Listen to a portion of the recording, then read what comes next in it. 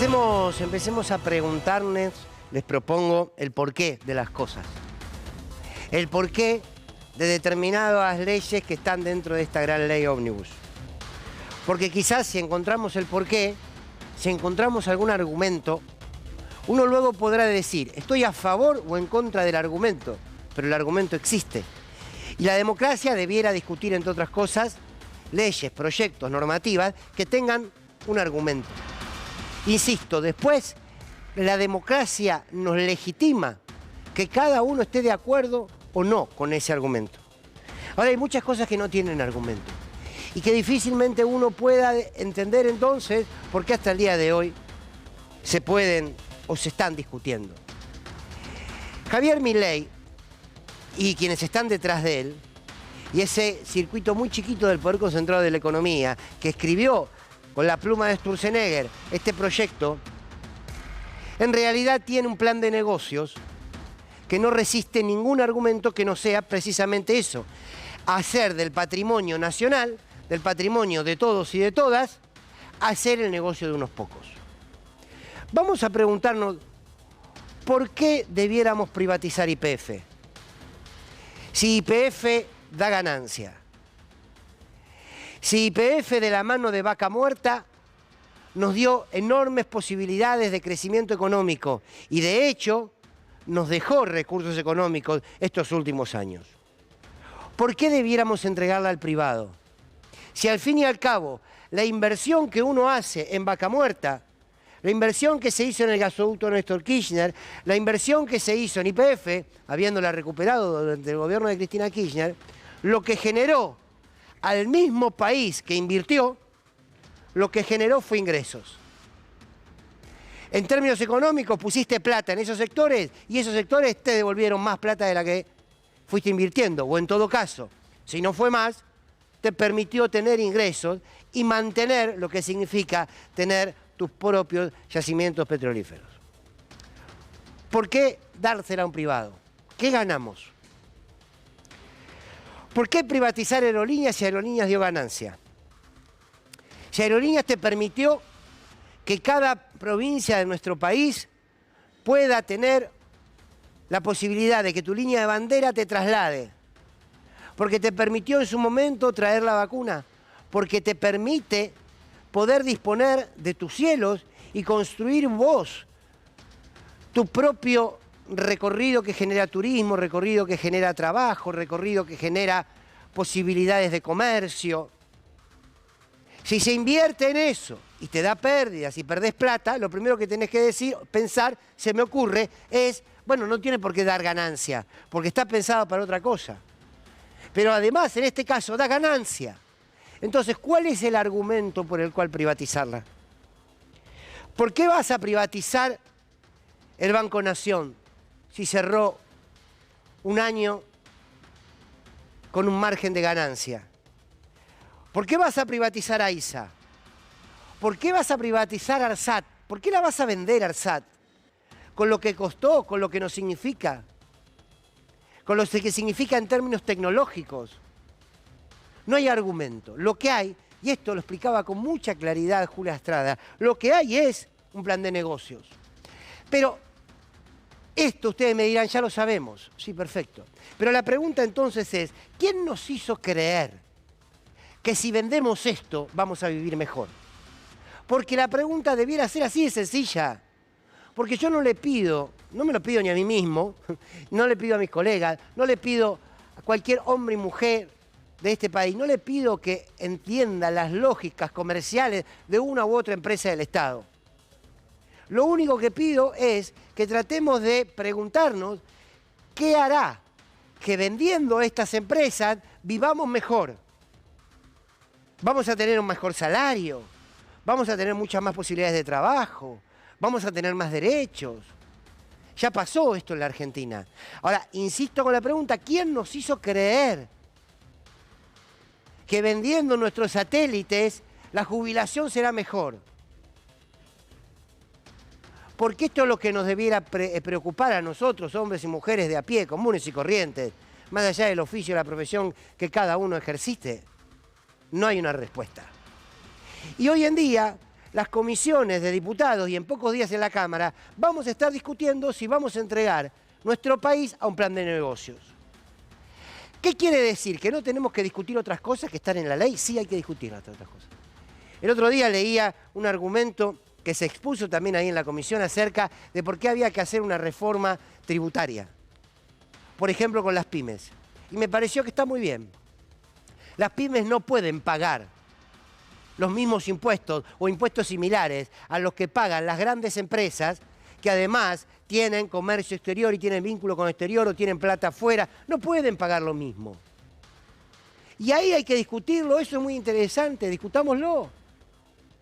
Discutamos si tenemos que subirle las retenciones a las pymes que están vinculadas al agro o hay que subirle las retenciones a los pools de siembra. Por ejemplo, discutámoslo. Claro que ahí, por ejemplo, simplemente hay algo para pensar. Claro que hay que hacer una reforma laboral, pero no la reforma laboral a la que siempre nos han acostumbrado, que es para recortarles derechos a los trabajadores.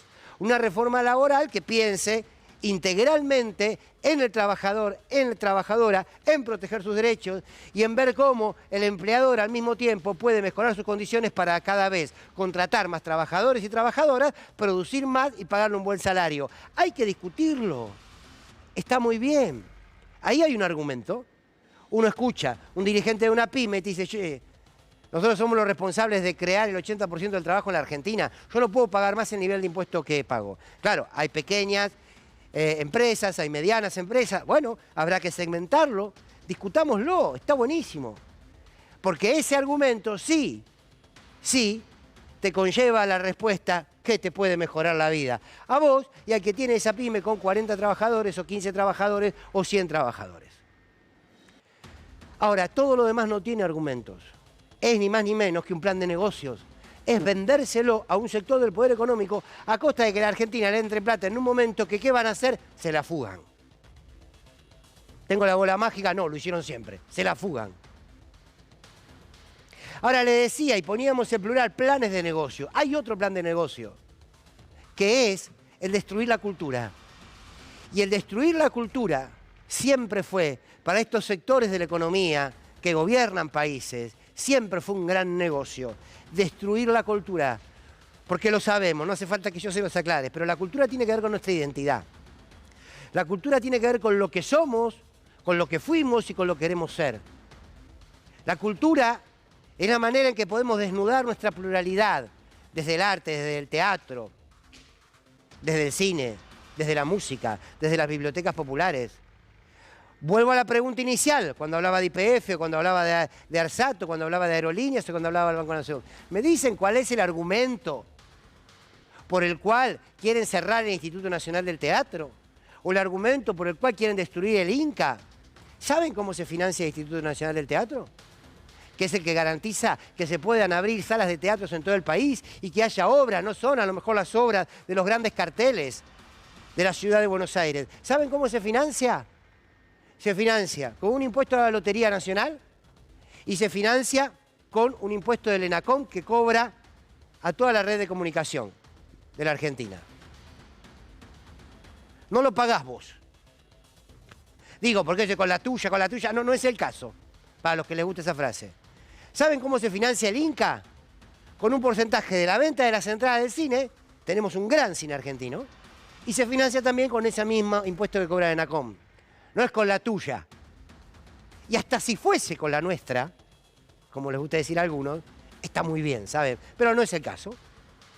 Ahora, si te recortan la posibilidad de la expresión que significa la cultura, la pluralidad en el decir, en el hacer que significa la cultura, ese espacio que nos encuentra, que nos reúne, que nos hace más creativos y creativas, que nos permite pensar, que nos permite desafiarnos a nosotros mismos, desde el arte, desde la imaginación, desde todo tipo de expresión. Si eso se termina, el gran negocio es que seremos más idiotas, hombres y mujeres día a día. Y cuanto menos pensemos, cuanto menos creativos seamos, cuanto menos nos sumerjamos en el mundo del arte que te permite soñar con una pintura, que te permite soñar con una obra de teatro, que te permite soñar con películas, y no son palabras románticas para un libro de autoayuda. No, tiene que ver con una parte de lo que es una sociedad en su propia humanidad. Si destruyen eso, seremos cada vez más idiotas. Perdón la palabra, es la primera que se me ocurrió, pero la verdad que sí. Pero quizás el gran negocio es que si creés menos, si pensás menos, si sos menos creativo, luego justificarás más el propio ajuste económico que te estamos haciendo, creyendo que tenés que sufrir para que la Argentina crezca. Me vuelvo a preguntar lo que me preguntaron al principio. ¿Quién nos hizo creer que para que la Argentina crezca tenés que pasar hambre? ¿Quién nos hizo creer que para la Argentina crezca te tiene que ser imposible comprar un sachet de leche? No entra en la cabeza de nadie. De verdad que no entra en la cabeza de nadie. Entonces, claro que hay cosas que discutir. ¿Discutimos las pymes? Discutamos si pagan los impuestos que tienen que pagar. Discutamos si tenemos que mejorar lo que tiene que ver con nuestros puertos. Discutamos si tenemos que mejorar lo que tiene que ver con nuestra pesca. Discutamos si tienen que pagar o no retenciones las economías regionales. Discutamos cuando hay argumento. Lo otro es un cruce de una discusión barata, vacía de contenido, que lo que esconde es un plan de negocios. Y cierro con esto, y quiero tomar este ejemplo, porque es un ejemplo muy sencillo, pero que estuvo mucho en los medios en estos días. Cómo nos hacen discutir estupideces. El gobernador de La Rioja hoy ya mandó a su legislatura el proyecto para tener una cuasimoneda propia por un monto determinado para hacerse cargo de algunos costos. Automáticamente el presidente Milei retuiteó a otro, que no sé quién es, que dijo que si el gobernador de La Rioja le pagaba no sé cuánta plata al artista Lali Espósito, no era problema de él, que lo debía pagar a la policía. Entonces aparecían comunicadores, todos diciendo, ay sí, la verdad, le pagan tanta plata a un artista y los chicos de acá no comen. Miren, no entremos en las discusiones estúpidas. Un país, y este país, tiene los recursos suficientes para que la cultura tenga su inversión económica y un artista cobre lo que tiene que cobrar, como también tiene los recursos para que exista educación pública, para que exista salud pública. No es problema de Lali Espósito el 40% de pobreza, es problema de Caputo el 40% de pobreza, desde que era ministro de Macri. Es problema de Sturzenegger el 40% de pobreza. No responsabilidad de un artista que se sube a un escenario y que cobra un cachê. Ahora, si queremos discutir la macroeconomía con la actividad de una actriz, una cantante, y la verdad que el problema es nuestro, y entramos en la lógica de la discusión estúpida de la política.